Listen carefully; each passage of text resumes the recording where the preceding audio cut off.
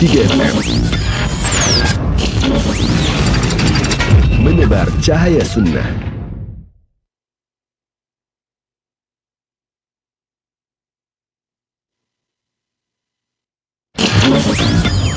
Kajian Islam ilmiah di Roja TV dan Radio Roja.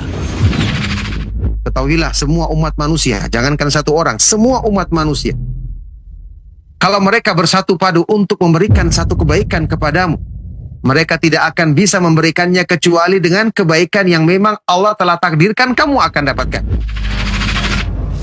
Saksikanlah kajian Islam ilmiah di Roja TV dan Radio Roja.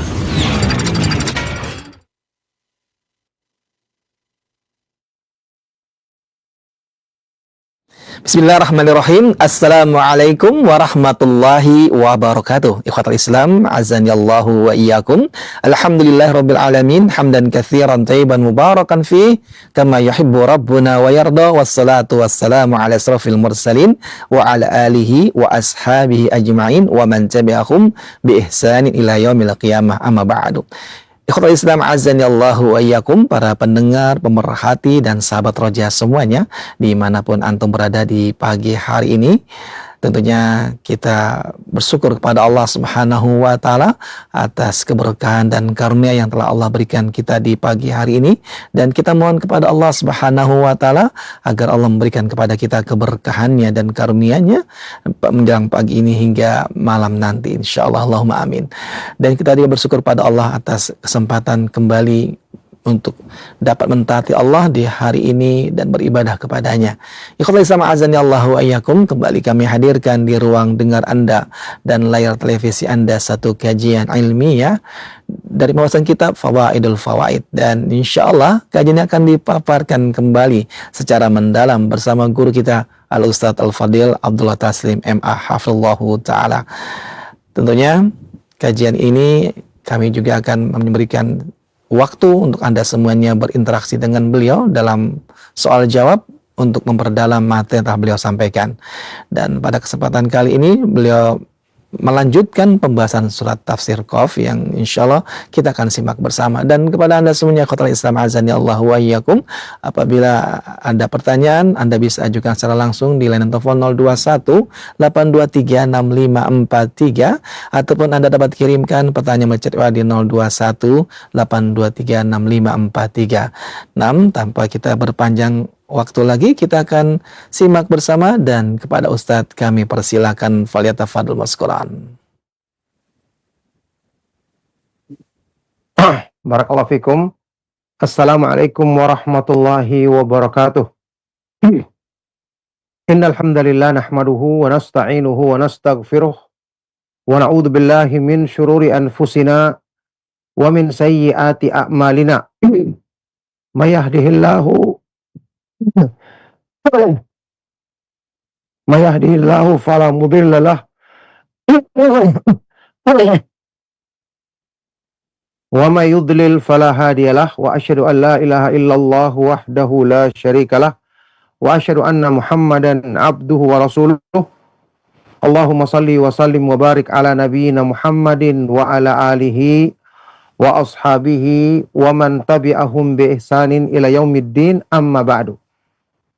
Alhamdulillah, ma'asyiral muslimin, ma'asyiral ikhwah wal akhwat fid din, hafidhakumullah, kaum muslimin, para pemerhati dan pendengar setia Roja TV dan Radio Roja dimanapun antum berada. Barakallahu fikum. Kita bersyukur kepada Allah Subhanahu wa Ta'ala, kita senantiasa memuji dan menyanjungnya atas semua limpahan nikmat dan karunia-Nya. Alhamdulillah, segala puji bagi Allah Subhanahu wa Ta'ala yang pertemukan kita kembali di majelis ilmu yang mulia di pagi hari ini, ya, meskipun secara online, dalam kajian lanjutan membahas kitab yang sangat bermanfaat, kitab Al-Fawaid, buah karya dari Al-Imam Syamsuddin Abu Abdillah Ibnu Qayyim al-Jauziyah rahimahullah ta'ala.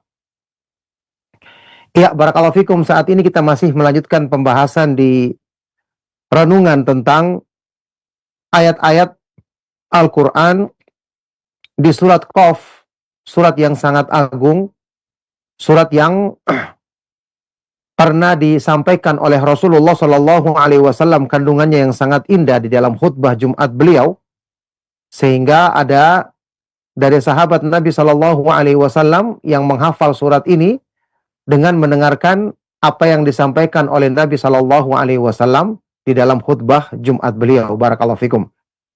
Saat ini kita masih melanjutkan pembahasan di ayat-ayat di surat ini, ya. Sekarang di pembahasan yang berhubungan dengan penjelasan tentang al-qiyamatus sughra wal qiyamatul kubra. Kiamat kecil dan kiamat besar. Yani kiamat kecil berhubungan dengan wafatnya atau tibanya ajal seorang hamba ketika dia wafat, ya, nyawanya dicabut oleh Allah Subhanahu wa taala. Itulah kiamat kecil, kiamat yang terjadi pada masing-masing hamba. Adapun kiamat kubra adalah kiamat yang terjadi pada alam semesta ini beserta isinya. Nah, baik. Kata Imam Ibnu Qayyim rahimahullah taala, "Tsumma akhbara subhanahu anna ala yaminihi wa shimalihi malakaini yaktubani a'malahu wa aqwalahu."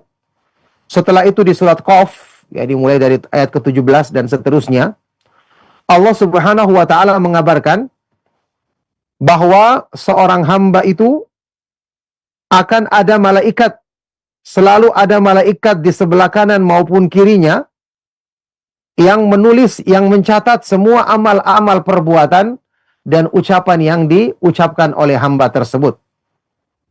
A'udzubillahi minasyaitonir rajim. Idh yatalaqqal mutalaqqiyani 'anil yamini wa 'anil shimali qa'id ma yalfidhu min qawlin illa ladaihi raqibun 'atid. Ya, ingatlah ketika ada dua malaikat yang selalu mencatat perbuatan hamba, perbuatan manusia, yang mereka itu duduk ada di sebelah kanan, ada di sebelah kiri. Ma yalfidhu min qaulin, tidaklah seorang hamba itu mengucapkan, melafadzkan satu ucapan, kecuali di sisinya selalu ada malaikat yang mengawasi dan selalu siap mencatat perbuatannya atau ucapannya. Baik, ini yang disebutkan di dalam surat Qaf tersebut. Jadi Allah Subhanahu wa taala ingatkan tentang hal ini di surat tersebut, wa nabbaha bi ihsa'il aqwali wa kitabatiha ala kitabatil a'mali.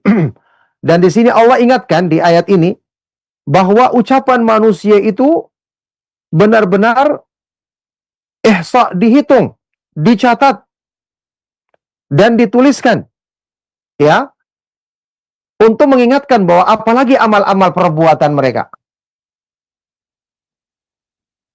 Kalau ucapan saja, sekedar lafaz saja dicatat, apalagi amal-amal perbuatan manusia. Sampai disebutkan di dalam kisah, ya, tentang Imam Ahmad bin Hanbal rahimahullah ta'ala sewaktu beliau sakit. Sewaktu beliau dalam kondisi sakit, yang biasa orang sakit kan, ya, kadang-kadang dia merintih mengeluhkan sakitnya, ya, mungkin dia mengeluh mengatakan atau aduh atau yang lainnya, ya, dalam rangka hanya sekedar untuk mengungkapkan rasa sakitnya. Ketika itu salah seorang murid beliau menjenguk Imam Ahmad dan menceritakan bahwa salah seorang ulama salaf, ya, kalau tidak salah Imam Tawus dari kalangan tabi'in, Tawus Ibnu Kaisan rahimahullah ta'ala, ketika menafsirkan ayat ini atau menjelaskan tentang makna ayat ini, dia mengatakan sampai pun aninul marid, rintihan orang yang sakit pun dicatat oleh malaikat. Ketika mendengarkan ini, Imam Ahmad bin Hanbal rahimahullah ta'ala setelah itu tidak pernah lagi merintih atau mengeluh dalam kondisi sakit yang dialaminya. Ya, ini mereka sangat kuat berpegang teguh dengan dalil. Ketika ada penjelasan tentang satu dalil, ya, apalagi yang berhubungan dengan malaikat yang mencatat, yang ini bisa menjadi penilaian di sisi Allah, maka Imam Ahmad bin Hanbal rahimahullah ta'ala langsung meninggalkan perbuatan tersebut dalam rangka mengikuti dalil yang ditafsirkan oleh ulama tabi'ini. Barakallahu fikum. Nah, baik. Allati hiya aqallu wuqu'an wa a'dhamu atharan minal aqwali. Wa hiya ghayatul aqwali wa nihayatuha. Jadi di sini Allah mengingatkan dengan dicatatnya semua ucapan manusia untuk mengingatkan bahwa amal-amal juga tentu dicatat. Ya, yang mana amal-amal itu tentu lebih sedikit terjadinya dibandingkan ucapan, tapi pengaruhnya, dampaknya lebih besar dibandingkan ucapan. Wa hiya ghayatul aqwali wa nihayatuha, yang mana amal-amal itu adalah puncak dan tujuan dari ucapan. Biasanya ucapan itu ketika diucapkan, maka nanti yang menjadi tujuan akhirnya adalah melakukan perbuatannya. Di sini diingatkan bahwa ucapan dan perbuatan semuanya dicatat. Kadang-kadang orang mungkin merasa ketika dia berkata, ya bukan berbuat. Apalagi orang mengatakan lidah tidak bertulang, gitu ya. Gampang dia berucap, karena pertimbangannya ucapan itu tidak, menurut dia, tidak akan sama dinilai dengan perbuatan. Padahal ucapan bisa menyakiti. Ya, perbuatan juga bisa menyakiti. Hadis-hadis yang sahih menyebutkan tentang kedua-duanya adalah sesuatu yang sama-sama diperhitungkan. Contoh seperti yang disebutkan dalam ayat ini. Ingat juga sabda Nabi Shallallahu Alaihi Wasallam dalam hadis yang sahih. Ya, al-muslimu man salimal muslimuna min lisani wa yadihi, min lisanihi wa yadihi. Seorang muslim itu adalah seorang yang kaum muslimin selamat dari gangguan lidahnya, ucapannya, dan gangguan tangannya, yakni perbuatan anggota badannya. Jadi kedua-duanya ini ya diperhitungkan di sisi Allah Subhanahu wa taala. Oleh karena itu, saat ini ucapan lebih gampang keluar, apalagi sekarang dengan handphone kita bisa mengetik sesuatu, mengirim, ini bisa bernilai ucapan kita. Yang padahal kita rasa ya cuma sekedar mengirim, mungkin bahkan tidak mengucapkan dengan lisan, ya, atau tidak melakukan, atau sedikit hanya menggerakkan jari saja, tapi itu nilainya bisa sama berdosanya dengan kalau seandainya seseorang itu langsung, ya, mengayunkan tangannya atau kakinya untuk mendolimi orang lain. Naudzubillahi min dzalik. Nah, baik. Thumma akhbara anil qiyamati sughra wa hiya sakaratul maut. Wa annaha taji'u bil haqq. Wa annaha taji'u bil haqqi wa huwa liqa'uhu subhanahu wal qudumu alaihi wa ardur ruhi alaihi.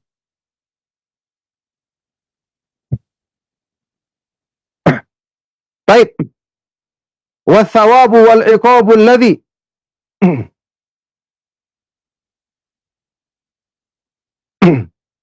والثواب والعقاب الذي تعجل لها قبل القيامة الكبرى.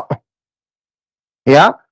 Kemudian Allah Subhanahu wa taala memberitakan tentang terjadinya kiamat kecil, yakni kematian bagi masing-masing manusia. Yaitu ketika manusia didatangi yang namanya sakaratul maut, saat-saat menjelang kematiannya. Saat-saat yang sangat dahsyat sebelum kematiannya. Dan bahwasanya sakaratul maut ini akan datang dengan benar, dengan sebenar-benarnya. Yaitu perjumpaan dengan Allah Subhanahu wa taala, dan saat kita menghadap kepadanya, ya, dan saat ruh kita ditampilkan untuk menghadap Allah Subhanahu wa taala. Kemudian balasan pahala atau siksaan yang disegerakan bagi hamba itu sebelum nantinya menghadapi hari kiamat yang lebih besar. Allah Subhanahu wa taala ingatkan dalam Al-Qur'an, semua kejadian ini seolah-olah kita menyaksikannya langsung karena nyata dan pasti dialami oleh setiap manusia. Waja'at sakaratul mautu bil haqqi dzalika ma kunta minhu tahid. Dan akan datang sakaratul maut, saat-saat kematian manusia, dengan sebenarnya, yang itu merupakan hal yang kalian selalu hindari. Padahal itu pasti datangnya. Padahal itu pasti dialami oleh setiap manusia. Ya, jadi ini akan datang dengan sebenarnya, ya, saat-saat kita menghadap kepada Allah Subhanahu wa taala akan didatangkan kepadanya saat-saat jiwa kita akan dihadapkan di hadapan Allah Subhanahu wa taala, kemudian akan mendapatkan balasan pahala atau siksaan ya di dalam kuburan kita, sebelum nantinya hari kebangkitan pada hari kiamat yang besar untuk mendapatkan balasan yang kekal abadi. Ya, ini orang yang beriman ketika membaca ayat-ayat seperti ini pasti akan membangkitkan motivasi dirinya untuk menghadapi hari kebangkitan yang pasti terjadinya tersebut.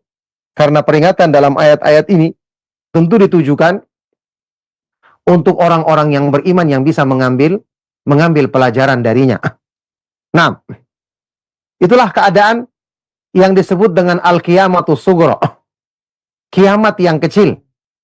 Kata sebagian dari para ulama, man mata qamat qiyamatuhu, barang siapa yang mati, yang meninggal dunia, barang siapa yang wafat berarti telah terjadi hari kiamat pada dirinya, yaitu al-qiyamatus sughra, kiamat yang kecil. Tsumma dzakara al-qiyamatul kubra. Setelah itu, di ayat berikutnya Allah menyebutkan kiamat yang besar. Biqaulihi, dalam firman-Nya, wa nufikha fis suri dzalika yaumul wa'id. Dan ketika ditiupkan pada sangkakala, ya, yang itu merupakan hari kebangkitan yang dijanjikan. Itulah hari kiamat yang Allah janjikan, yang akan berlaku di alam semesta ini semua. Ya, ini hari yang pasti terjadinya, sebagaimana yang Allah Subhanahu wa taala janjikan di dalam ayat-ayat Al-Qur'an dan hadis-hadis yang sahih dari Nabi sallallahu alaihi wasallam. Ya, tidak ada yang tahu kapan pasti terjadinya. Ya, tetapi itu pasti. Yas'alunaka 'anis sa'ati ayyana mursaha fima anta min dzikraha ila rabbika muntahaha. Mereka bertanya kepadamu tentang hari kiamat, kapankah terjadinya? Ya, kapan waktu terjadinya? Fima anta min dzikraha, apa faedahnya bagimu ketika ya, faedah darimu bagi mereka ketika menyebutkan hal ini? Ya, ini tidak ada yang mengetahuinya, makanya Allah tidak sebutkan kapan persis terjadi waktunya. Cuma Allah sebutkan tanda-tandanya karena itu bermanfaat untuk manusia mempersiapkan dirinya. Ila rabbika muntahaha, hanya kepada Rabbmu, kepada Allah Subhanahu wa taala ilmu tentang, ya, pengetahuan tentang kapan persis terjadinya hari kiamat tersebut, cuma Allah Subhanahu wa taala yang mengetahuinya. Baik. Tsumma akhbara. Ya, jadi ketika Nabi Shallallahu alaihi wasallam didatangi oleh seorang Arab dusun, ya, orang Arab pedalaman, bertanya kepada Nabi Shallallahu alaihi wasallam dalam hadis sahih riwayat Imam Al-Bukhari, "Mata sa'ah ya Rasulullah?" Kapankah terjadinya hari kiamat wahai Rasulullah? Maka Rasulullah SAW membimbing dengan pertanyaan yang lebih baik, lebih bermanfaat. Wa madza a'dadta laha? Apa yang kamu persiapkan untuk menghadapinya? Ini pertanyaan yang lebih baik. Apa yang kamu persiapkan untuk menghadapi hari kiamat? Tidak usah tanyakan kapan hari kiamat, karena itu seandainya dibutuhkan pasti Allah beritakan di dalam ayat Al-Quran dan hadis-hadis yang sahih.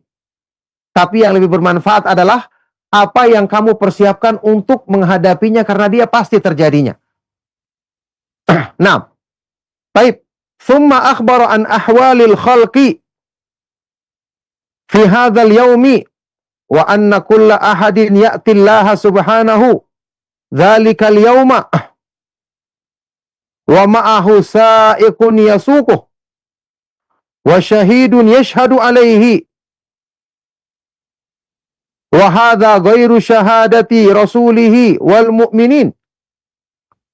Kemudian Allah Subhanahu wa taala mengabarkan tentang keadaan semua makhluk, keadaan semua hamba, semua manusia di hari itu. Ya, dan bahwasanya setiap orang akan datang menghadap Allah Subhanahu wa taala di hari itu, bersamanya ada sa'iqun yasuquhu, penuntun yang menuntunnya, penggiring yang menggiringnya, dan seorang saksi, ada saksi yang bersaksi atasnya, bersaksi tentang perbuatan-perbuatannya. Ya. Waja'at kullu nafsin ma'aha sa'iqu wa syahid.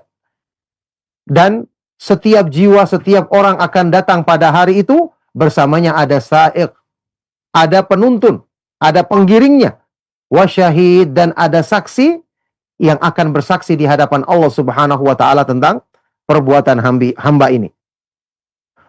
Yang ini berbeda dengan persaksian Rasulullah Shallallahu alaihi wasallam, yang tentu Rasulullah sallallahu alaihi wasallam akan bersaksi bagi umatnya, ya, dan juga persaksian kaum mukminin. Fa inna Allah subhanahu yastashhidu 'alal ibadi al-hafadhata wal anbiya'a wal wal amkinata allati 'amilu 'alaiha al-khaira wasyarr wal julud allati ya wal julud allati asarahu biha wala yahkumu bainahum bimujarrad ilmihi. Ya, karena sesungguhnya Allah Subhanahu wa taala akan mengambil persaksian untuk perbuatan hambanya, perbuatan manusia. Allah mengambil persaksian dari al-hafadhah, malaikat-malaikat yang selalu mengawasinya di sisinya. Persaksian dari para nabi, yakni setiap nabi menjadi saksi bagi umatnya.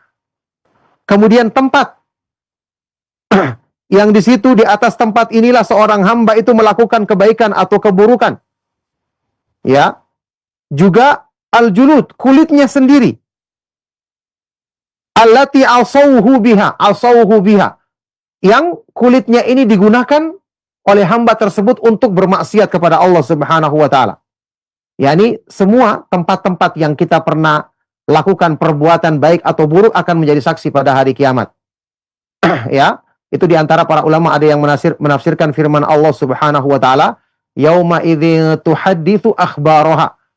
Pada hari kiamat nanti permukaan bumi ini akan menceritakan di hadapan Allah tentang berita-berita perbuatan yang dilakukan oleh manusia di atasnya. Ya, sehingga sebagian dari para ulama ya menganjurkan, menyarankan kalau kita melaksanakan ibadah, misalnya sholat sunnah kita berpindah dari tempat kita supaya lebih banyak, ya misalnya kita laksanakan sholat wajib di tempat sini, kita laksanakan sholat sunnah di tempat yang lain. Kalau misalnya sholat sunnah lebih dari 2 rakaat, laksanakan lagi, bergeser lagi di tempat yang lain supaya lebih banyak tempat-tempat yang menyaksikan kita melakukan kebaikan di permukaan bumi ini. Lebih banyak tempat yang akan bersaksi di hadapan Allah nanti tentang kebaikan yang kita lakukan di permukaan bumi ini. Maka seperti itu juga keburukan, ya. Tempat-tempat ini akan menjadi saksi di hadapan Allah, bahkan kulit manusia. Ya. Kulit manusia yang Allah Subhanahu wa taala tentu Maha Kuasa untuk menjadikan ya, semua anggota badan manusia akan bersaksi di hadapannya. Al-yauma nakhtimu ala afwahihim wa tukallimuna aydihim wa tashhadu arjuluhum bima kanu yaksibun.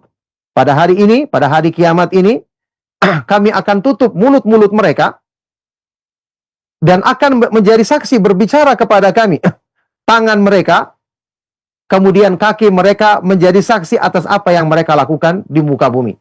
Jadi Allah tentu Maha Kuasa menjadikan makhluk-makhluk ini bisa berbicara, menjadi saksi atas perbuatan manusia. Jadi kata beliau, Allah tidak menghukumi di antara hamba-hambanya semata-mata dengan ilmunya, meskipun ilmu Allah jelas Maha mengetahui segala sesuatu. Allah itu Al-Alim Al-Khabir, Maha mengetahui. Al-Khabir ini maha rinci pengetahuannya, maha detail. Allah maha mengetahui semua, bahkan yang tersembunyi di dalam dada manusia Allah maha mengetahui. Tapi Allah Subhanahu wa taala ingin menampakkan bahwa makhluk pun bersaksi bagi hamba ini atas perbuatan yang dilakukannya di muka bumi, kebaikan atau keburukan. Ya, jadi semoga Allah Subhanahu wa taala senantiasa memberikan taufiknya kepada kita melakukan amal-amal kebaikan dan menjauhi perbuatan-perbuatan yang buruk. Nah, taib wa huwa a'dalul adilin wa ahkamul hakimin. Dan Allah Subhanahu wa taala pasti dialah yang maha adil di antara semua yang adil, yang maha sempurna hukum dan hikmahnya di antara semua yang memberikan hukum. Maka ini semua menggambarkan kepada kita tentang dahsyatnya hari itu. Ya, yauma idzin tu'raduna la takhfa minkum khafiyah. Allah berfirman dalam Al-Qur'an di ayat yang lain, pada hari itu kalian akan dihadapkan di hadapan Allah. Semua akan ditampakkan di hadapannya dan tidak ada satupun yang tersembunyi di hadapannya. Ya, ini menjadikan manusia ketika itu benar-benar mengalami satu peristiwa yang dahsyat karena tidak ada satupun yang luput. Kitab catatan amal tidak pernah salah mencatat sekecil apapun perbuatan manusia, sampai-sampai manusia mengatakan ketika itu, "Ma li hadzal kitabi la yughadiru shaghiratan wala kabiratan illa ahsaha wa wajadu ma 'amilu hadira wa la yadhlimu rabbuka ahada." Kenapa kitab catatan amal ini tidak meninggalkan satu amalan pun, yang besar maupun yang kecil, kecuali semua dicatat dengan rinci, dengan detail. Maka mereka mendapati semua amal yang mereka lakukan dihadirkan, ditampakkan di hadapan mereka ketika itu. Itu dahsyatnya hari kiamat. Ya, yang ini menjadikan kita bersiap-siap untuk menghadapinya dan berusaha menjaga diri kita dari keburukan dengan banyak berdoa kepada Allah Subhanahu wa taala, meminta pertolongan dan perlindungannya dengan selalu berusaha berpegang teguh dengan petunjuk dalam agamanya. Barakallahu fikum. Baik, walihada akhbara Nabiyuhu sallallahu alaihi wasallam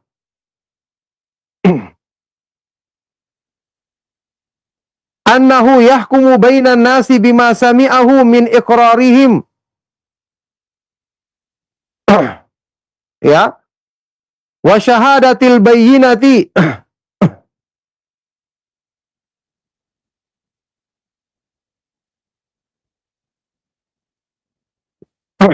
la bi mujarradi ilmihi fa kaifa yasugu li hakimin an yahkuma bi mujarradi ilmihi min ghairi bayyinatin wala iqrar. Oleh karena itu Nabi sallallahu alaihi wasallam mengabarkan di dalam hadis yang sahih, ya, bahwasanya Allah Subhanahu wa taala menghukumi antara manusia pada hari kiamat nanti dengan apa yang Allah dengarkan sendiri dari pengakuan mereka dan tegaknya bukti yang menunjukkan benarnya perbuatan mereka itu, bukan hanya semata-mata berdasarkan ilmu Allah Subhanahu wa taala, meskipun kita yakin ilmu Allah Subhanahu wa taala maha sempurna. Ya, Nabi Shallallahu Alaihi Wasallam pernah menyebutkan di dalam hadis yang sahih yang diriwayatkan oleh Imam Al-Bukhari dan Muslim, wa inna ma'aqdi bainakum ala nahwi ma asma. Sesungguhnya aku hanyalah memutuskan perkara di antara kalian sesuai dengan apa yang aku dengarkan. Jadi bukan apa yang beliau ketahui. Ya, kita ingat dalam pengadilan Islam, ya kan? Kan ada yang namanya bukti atau saksi. Rasulullah Shallallahu Alaihi Wasallam bersabda, al-bayyinatu ya ala man idda'a wal yaminu ala man ankara. Orang yang menuduh harus mendatangkan bayyinah, bukti atau saksi. Sedangkan orang yang mengingkari tuduhan tersebut dia harus bersumpah. Tapi kalau ada bukti atau saksi sudah selesai. Sesuai dengan apa yang didengarkan oleh seorang pemutus hukum, dalam hal ini yang seperti dikatakan Nabi SAW, beliau memutuskan sesuai dengan keterangan yang beliau dengarkan. Nah, sampai diterangkan di sini oleh Imam Ibnu Qayyim, fakaifa yasugu, bagaimana mungkin diperbolehkan bagi hakim untuk memberikan hukum hanya berdasarkan ilmu pengetahuannya saja tanpa ada bukti dan tanpa ada pengakuan dari orang yang sedang dalam sidang tersebut. Ya, jadi Allah Subhanahu wa taala tentu dia maha kuasa. Seandainya Allah ingin menetapkan berdasarkan ilmunya yang maha sempurna, yang tidak mungkin ada yang salah dari pengetahuannya, tidak mungkin ada yang luput, tapi Allah Subhanahu wa taala ingin memperlihatkan keadilannya di hadapan makhluknya, dan agar mereka benar-benar mengakui dosa itu atau kebaikan itu benar-benar mereka lakukan, maka dengan itulah Allah Subhanahu wa taala memberikan keputusan hukum di antara hamba-hambanya, dan dia adalah a'dalul adilin wa ahkamul hakimin. ya, seadil-adilnya di antara orang yang adil, ya, dan yang paling sempurna hukum di antara orang-orang yang memberikan hukum. Nah, ini menggambarkan tentang kesempurnaan ya, hukum Allah Subhanahu wa taala dalam menyelesaikan atau memberikan hukum kepada hamba-hambanya pada hari kiamat nanti. Ya. Kemudian setelah itu, thumma akhbara subhanahu annal insana fi ghaflatin min hadha sya'n alladhi huwa hakikun bi an la yughfala anhu. Setelah itu Allah Subhanahu wa taala beritakan di ayat berikutnya bahwa manusia selalu melalaikan perkara ini yang sepantasnya, semestinya perkara ini tidak pantas untuk dilalaikan. Ya. Laqad kunta fi ghaflatin min hadza. Sungguh kalian selalu lalai dalam mempersiapkan hal ini, merenungkan hal ini. Tidak pantas. Ya. Wa alla yazalu ala dzikrihi wa balihi. Yang seharusnya perkara ini jangan sampai hilang. Wa alla yuzalu, jangan sampai dihilangkan dari ingatan dan perhatian manusia. Allah berfirman, laqad kunta fi ghaflatin min hadza. Ya, sungguh kalian wahai manusia, sungguh engkau selalu lalai dalam perkara ini. 6. Walam yakul anhu kama qala innahum la fi syakkim minhu murib. Ya, walam yakun fi syakkin fihi. Allah tidak mengatakan kalian lalai dari perkara ini dengan kata-kata anhu. Sebagaimana di ayat lain ketika Allah berfirman, sesungguhnya mereka benar-benar dalam keraguan, ya, dalam kebimbangan dan meragukan masalah ini. Allah tidak mengatakan fi syakkin fihi, ya. Kata depan yang digunakan atau huruf yang digunakan di sini bukan fihi, tetapi yang digunakan adalah minhu, fi syakkin minhu murib. Wa jaa hadza fil masdar wa illam yaji fil fi'il. Ya, yang mana bentuk penjelasan seperti ini disebutkan di dalam kata dalam bahasa Arab dalam bentuk masdar dan tidak disebutkan dalam bentuk kata kerja.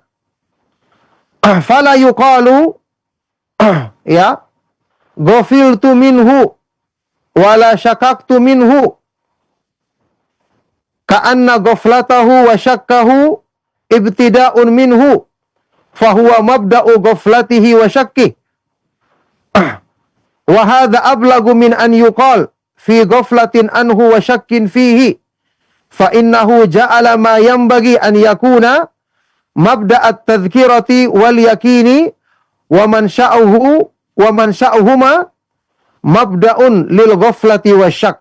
Yani di sini ada penjelasan yang menunjukkan kelalaian dan keraguan mereka ini benar-benar sangat parah. Ya, beliau terangkan di sini dalam penggunaan dalam bahasa Arab. Ya, kata beliau tidak bisa dikatakan misalnya ghafiltu minhu atau syakaktu minhu.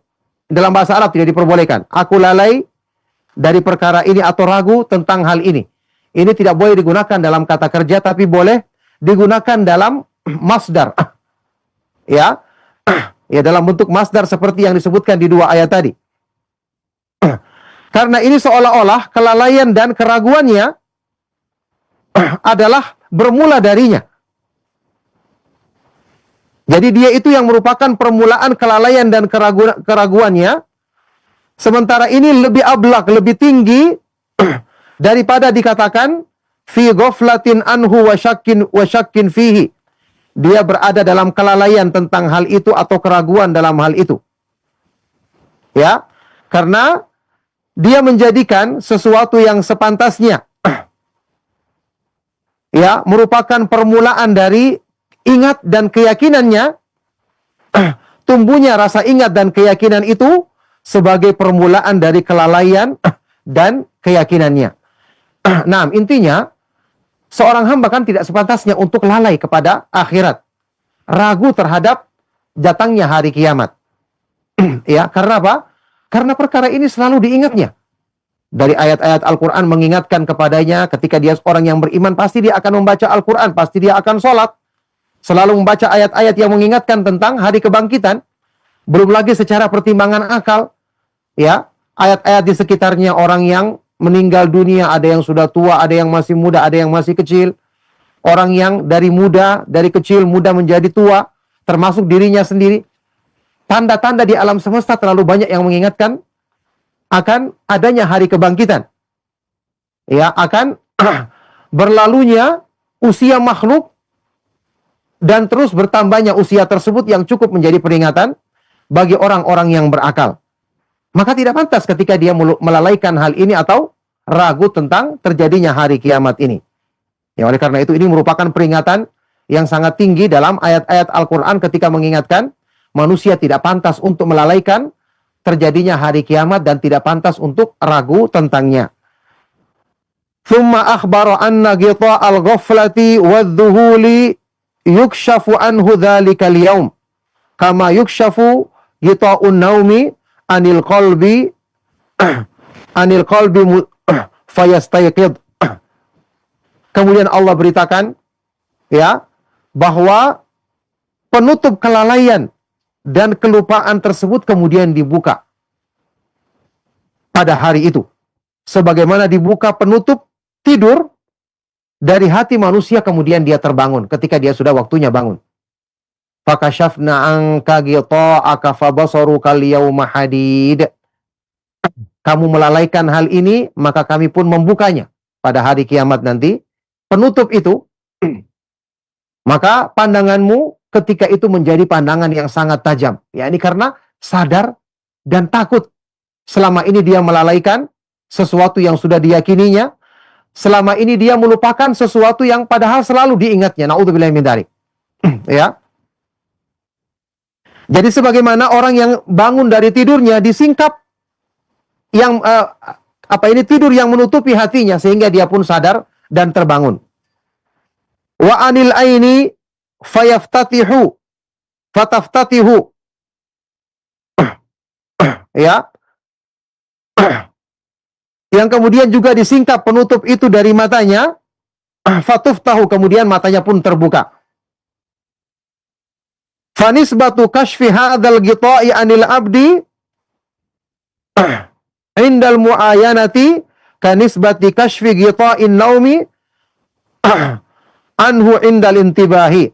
Maka perbandingan ketika dibukanya penutup kelalaian ini dari seorang hamba ketika dia menyaksikan langsung hari kiamat adalah seperti ya, perbandingan ketika dia ketika dibuka penutup yang menjadikannya tertidur, ketika dia terbangun dan menyaksikan bahwa dia telah sadar dan melihat alam yang sadar.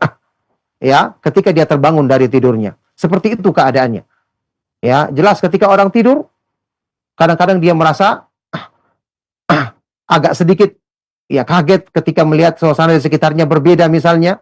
Atau yang jelas dia terbangun, maka seperti itu keadaannya ketika dia terbangun pada hari kiamat nanti, ketika dia sudah mati kemudian dibangkitkan pada hari kiamat, baru dia menyadari semua apa yang dilalaikannya selama ini, apa yang dilupakannya, benar-benar terjadi di hadapannya, dan ketika itu tidak ada lagi waktu penyesalan, yang ada adalah waktu bertanggung jawab dan menghadap Allah Subhanahu wa taala. Maka semoga Allah Subhanahu wa taala senantiasa memberikan taufiknya kepada kita untuk diselamatkan dari kelalaian dan kelupaan ini, selalu diingatkan dan selalu meyakini tentang adanya hari kebangkitan untuk menjadikan kita selalu bersemangat mempersiapkan diri untuk mempersiapkan amal-amal kebaikan agar menjadi sebab keselamatan kita ketika menghadap Allah Subhanahu wa taala pada hari kiamat nanti.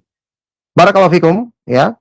Cukup sampai di sini penjelasan yang bisa kita baca dari kelanjutan perenungan terhadap beberapa ayat Al-Quran di surat Qaf yang disampaikan oleh Imam Ibnu Qayyim dalam kitab yang sangat bermanfaat ini, kitab Al-Fawaid. Baik, barakallahu fikum, kita lanjutkan dengan menjawab pertanyaan-pertanyaan yang mungkin antum sampaikan. Semoga bermanfaat. Sallallahu wasallam wa barak ala nabiyyina Muhammadin wa ala alihi wa sahbihi ajma'in. Walhamdulillahi rabbil alamin. Nah Ustaz, jazakumullah khairan barakallahu fikum atas materi yang Anda sampaikan Ustaz di kesempatan pagi hari ini.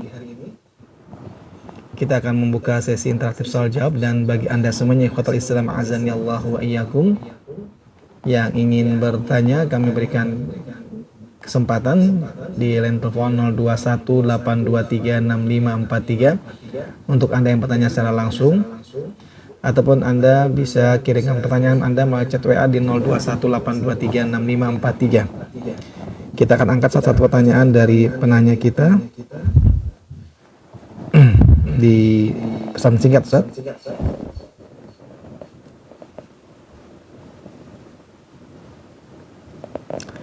Dari Abdullah dari Cikarang Ustaz. Assalamualaikum warahmatullahi wabarakatuh. Ustaz izin bertanya, ibu saya umurnya 60 tahun, punya penyakit puyeng muter-muter atau penyakit kepala. Ya, mengakibatkan beliau suka puyeng muter-muter hingga akhirnya hanya bisa tiduran kalau lagi kumat Ustaz. Dan ini bisa terjadi sampai 1-2 hari, sehingga yang bisa dilakukan hanya tidur saja Ustaz, sampai juga kesulitan untuk melakukan sholat. Pertanyaan Ustaz, bagaimanakah hukum sholat wajib yang ditinggalkan ketika penyakitnya kumat Ustaz? Mohon Ustaz berikan penjelasan. Syukran Ustaz. Ya, barakallahu fikum. Yang saya ketahui dalam masalah ini, ya, selama dia masih ada kesadaran, maka tetap dia wajib untuk melaksanakan sholat.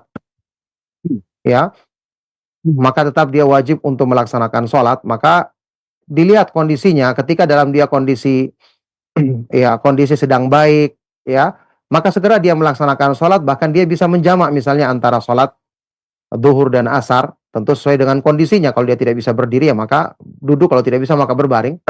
Ya, dia bisa menjamak sholat zuhur 4 rakaat, kemudian asar 4 rakaat, atau maghrib 3 rakaat, kemudian isya 4 rakaat, dijamak tanpa dikosor karena dia tidak sedang safar, hanya digabung saja tanpa dikosor.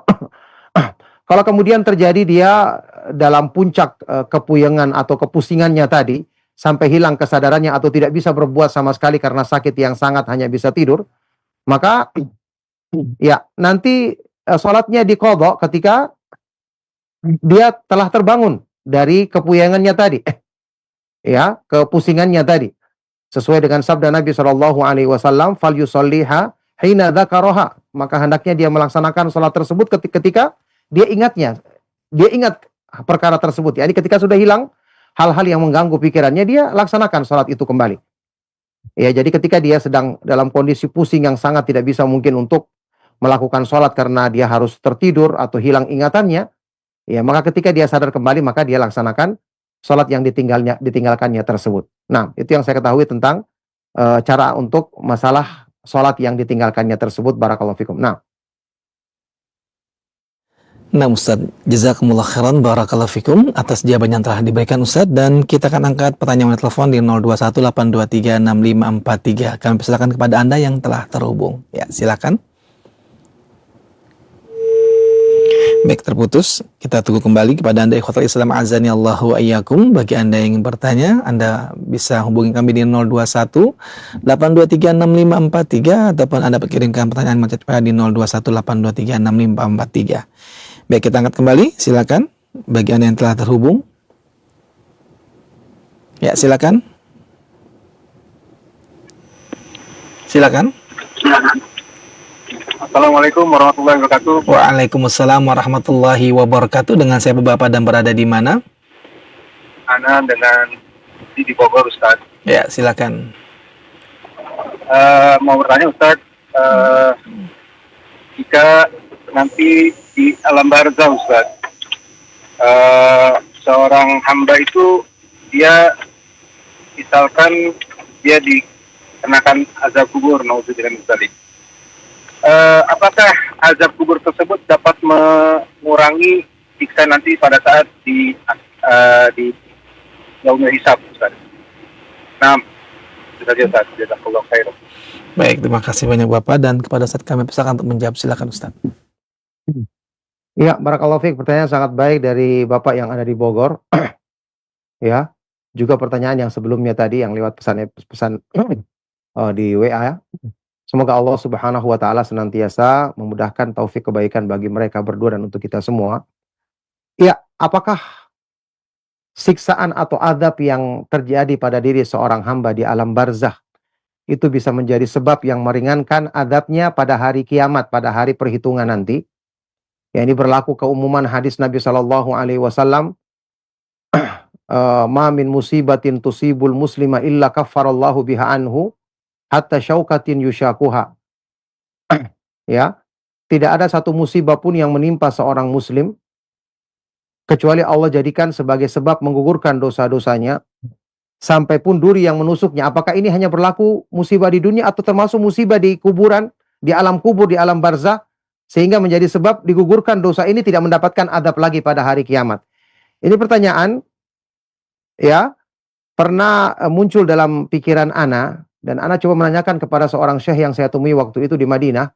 Beliau adalah seorang doktor di bidang akidah. Kebetulan beliau ada dosen yang mengajar kami, yaitu Dr.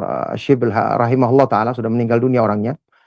Ketika saya menanyakan tentang masalah ini, maka beliau mengatakan musibah di sini berlaku umum, baik musibah di dunia maupun termasuk musibah yang ada di alam kubur nanti, yang itu bisa menjadi sebab menggugurkan dosa sehingga tidak diadab lagi ketika pada hari kiamat. Itu yang saya dengarkan dari jawaban beliau waktu itu. Ya, selain dari beliau ini, saya belum pernah lagi mendapatkan keterangan tentang masalah ini dari para ulama yang lain. Mungkin kita perlu bisa mencarinya lagi. Jawaban dari masalah ini, apakah kalau seorang hamba sudah mendapatkan azab di kuburannya nanti, pada hari kiamat nanti akan bisa dihapuskan azab dosanya tersebut atau diringankan azabnya, ini yang kita perlu cari lagi. Yang jelas tadi ketika saya menanyakan kepada beliau, seorang dokter yang mengajar kami, dosen yang mengajar kami di bidang akidah, di pembahasan masalah tauhid, masalah ini beliau mengatakan itu berlaku juga untuk termasuk yang di alam kubur. Nah, wallahu taala alam bisawab. Nah Ustaz, jazakumullah khairan, barakallahu fikum atas jawaban yang telah diberikan Ustaz, dan kita akan angkat kembali pertanyaan di layanan telepon 021 823 6543. Kami persilakan kepada Anda yang telah terhubung. Ya, silakan. Ya, silakan. Assalamualaikum warahmatullahi wabarakatuh. Waalaikumsalam warahmatullahi wabarakatuh. Dengan siapa Bapak dan berada di mana? Bersama Bapak Jamaluddin di Garut. Pak Jamaluddin di Garut. Silakan Pak Jamaluddin. Mau bertanya Pak? Ya, silakan Pak. Langsung pertanyaannya. Pak Ustaz. Assalamualaikum warahmatullahi wabarakatuh. Baik Bapak, mohon maaf Bapak mungkin bisa kecilkan dulu suara televisinya ataupun radionya karena delay, jadi Bapak biar tidak terganggu dan kami pun tidak terganggu dengan pertanyaan dari Bapak. Mohon suara televisinya dikecilkan dan fokus mendengarkan lewat telepon saja Bapak. Ya, silakan. Langsung pertanyaan Pak. Bapak mungkin bisa kecilkan dulu suara televisinya ataupun radionya karena delay, jadi Bapak biar tidak terganggu dan kami pun tidak terganggu dengan pertanyaan. Baik Bapak Jamaluddin, tolong di Ya. Langsung Pak. Silakan Bapak waktunya. Pertanyaannya,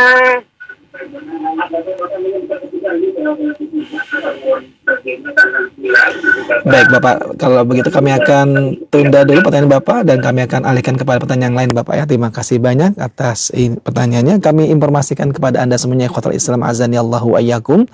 Ketika Anda bertanya, mohon suara televisinya dimatikan atau dikecilkan suara televisinya agar Anda yang bertanya pun tidak bingung, karena memang ketika Anda mendengar televisi itu delay, ada jeda sehingga masuk pertanyaan atau suara dari penanya agak tertunda. Dan untuk Anda yang bertanya langsung menyimak melalui telepon saja. Baik, kita angkat kembali pertanyaan berikutnya di 021 823 6543. Kami persilakan kepada Anda yang telah terhubung. Ya, silakan.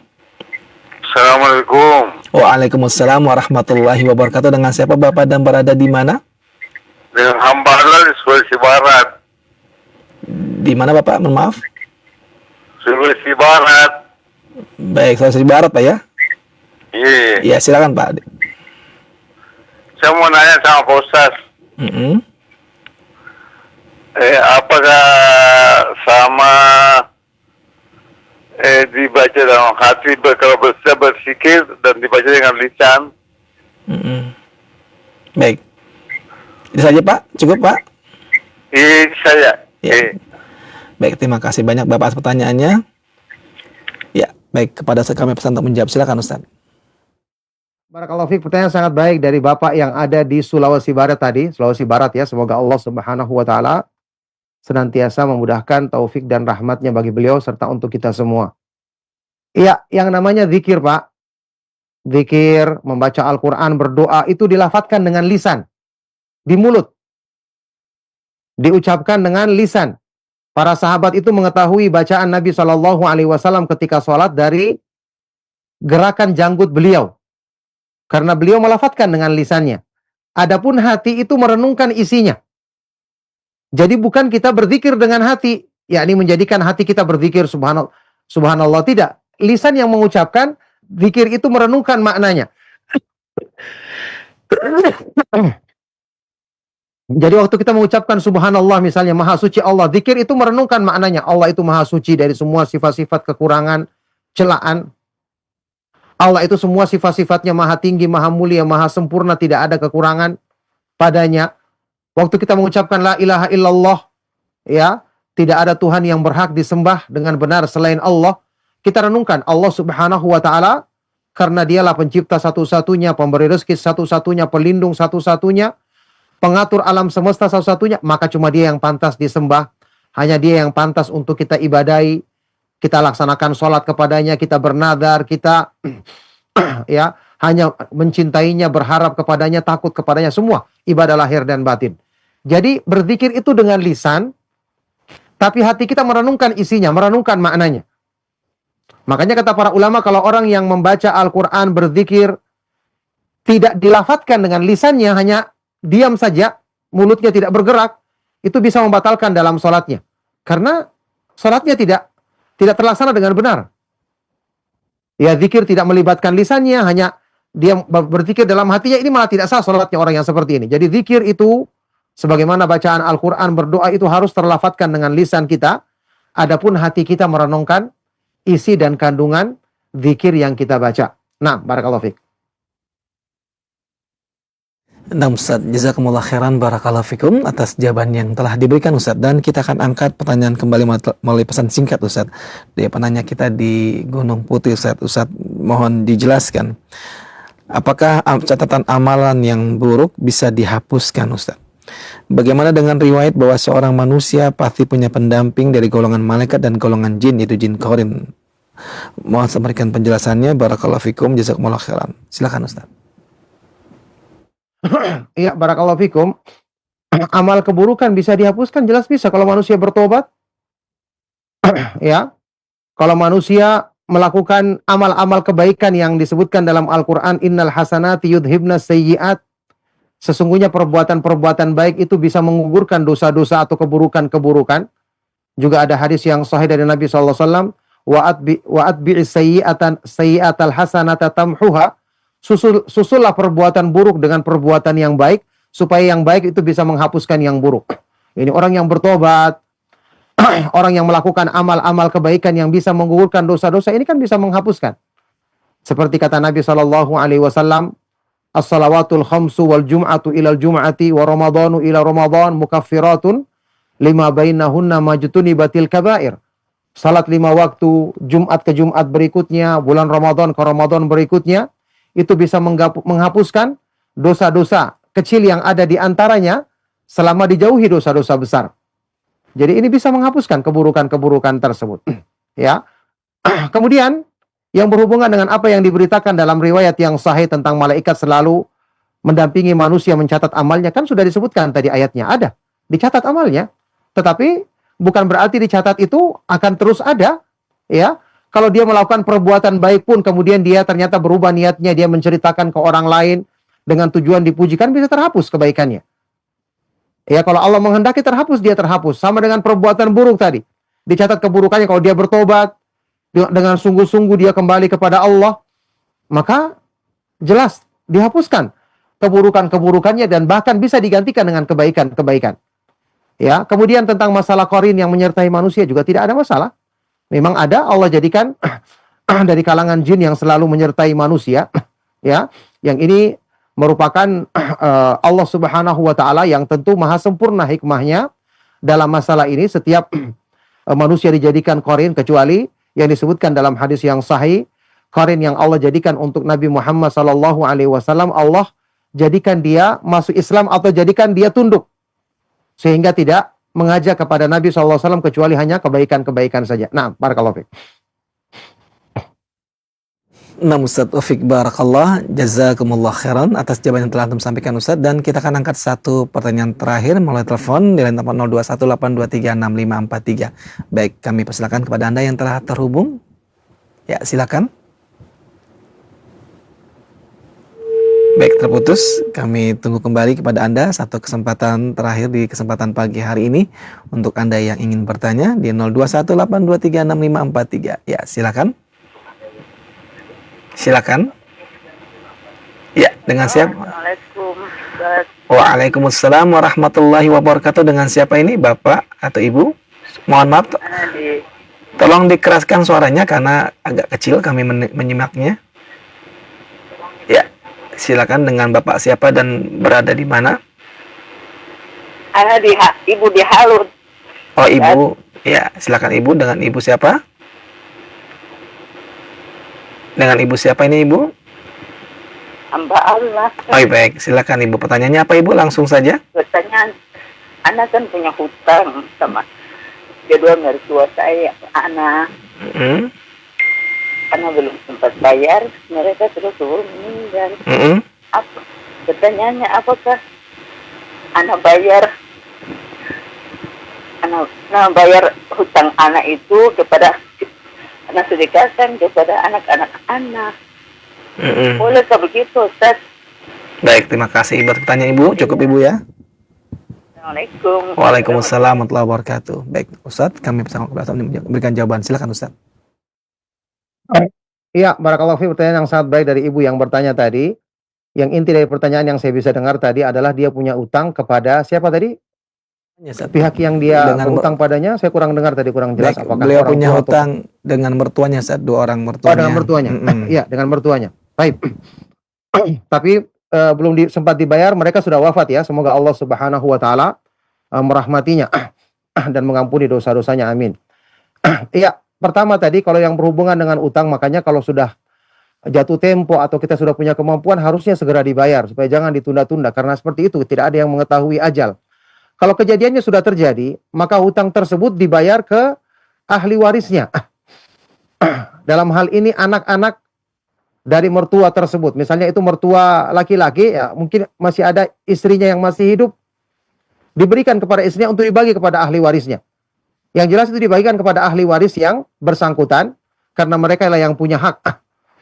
Nah, ya, termasuk ya kalau mertua berarti termasuk nanti yang punya hak berarti suami ibu ini kalau masih hidup, ya berarti anak dari mertuanya tersebut kan, berarti dia juga berhak kasihkan kepadanya, nanti dibagi kepada ahli waris semua sesuai dengan pembagian warisan yang ditetapkan di dalam Islam. Kalau seandainya tidak ada lagi ahli waris, sudah berusaha dicari, ya maka bisa disedekahkan atas nama orang tersebut, ya kita bisa menyedekahkan atas nama orang tersebut dari uang tadi, ya.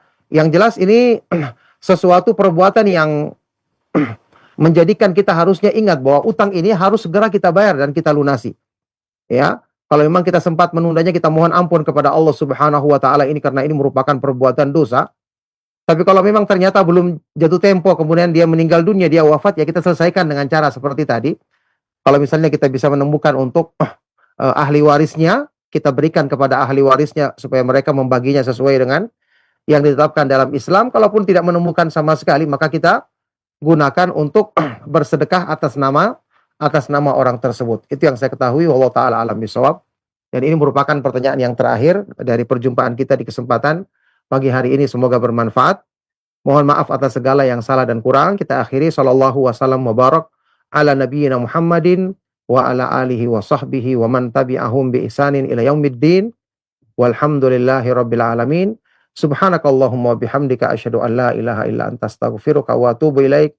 Wassalamualaikum warahmatullahi wabarakatuh.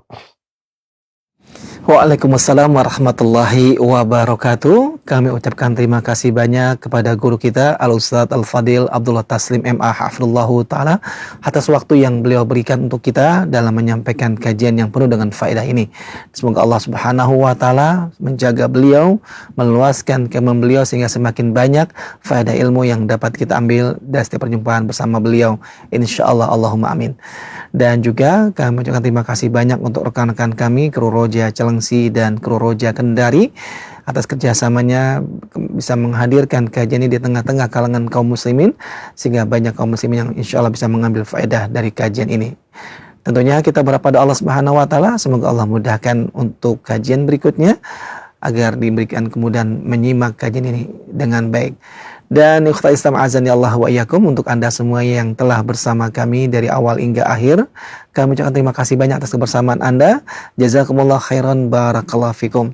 Nantikan kembali kajian beliau insyaallah pada hari Kamis yang akan datang untuk kita ikuti kelanjutan dari pembahasan kitab Fawaidul Fawaid. Akhir kalam, untuk Anda semuanya kami mohon maaf jika ada kesalahan, dan semoga Allah Subhanahu wa Ta'ala memudahkan bagi kita semuanya mengamalkan ilmu yang telah kita dapatkan. Billahi taufiq wal hidayah. Wassalamualaikum warahmatullahi wabarakatuh.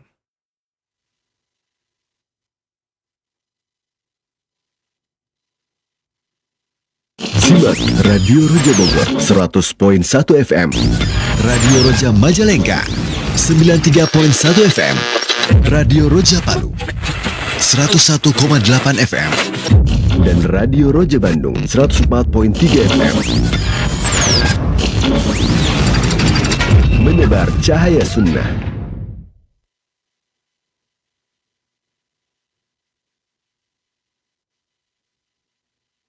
Setiap kebaikan yang benar pasti telah ditempuh oleh Rasulullah Sallallahu Alaihi Wasallam dan para sahabatnya. Dan setiap amalan yang tidak mereka dahului, maka kebaikan itu bukan untuk kita. Imam Malik rahimahullah berkata, apa yang pada hari itu bukan agama, maka hari ini pun bukan agama. Di tengah banyaknya amalan yang dianggap baik, Islam mengajarkan kita satu prinsip agung. Lau kana khairan lasabakuna ilaih. Seandainya itu baik, niscaya mereka telah mendahului kita. Mari hadiri dan ikuti Tablik Akbar bersama Ustadz Abu Unaisah Abdul Hakim bin Amir Abdad Hafizahullah dengan tema Lau kana khairan lasabakuna ilai. Bab lanjutan. Perjalanan orang-orang mukmin yang menjadi hujjah, ijma atau kesepakatan mereka dan menjadi dasar hukum Islam yang ketiga setelah Al-Quran dan Sunnah hanyalah ijma sahabat. Ahad 6 Sya'ban 1447 Hijriah, 25 Januari 2026, pukul 9.00 waktu Indonesia Barat hingga zuhur, bertempat di Masjid Jami Al-Barkah, Cilengsi, Bogor. Terbuka untuk umum, ikhwan dan akhwat. Jangan lewatkan majelis ilmu, karena satu langkah menuju majelis ilmu lebih baik daripada dunia dan seisinya. Roja TV, saluran tilawah Al-Quran dan kajian Islam.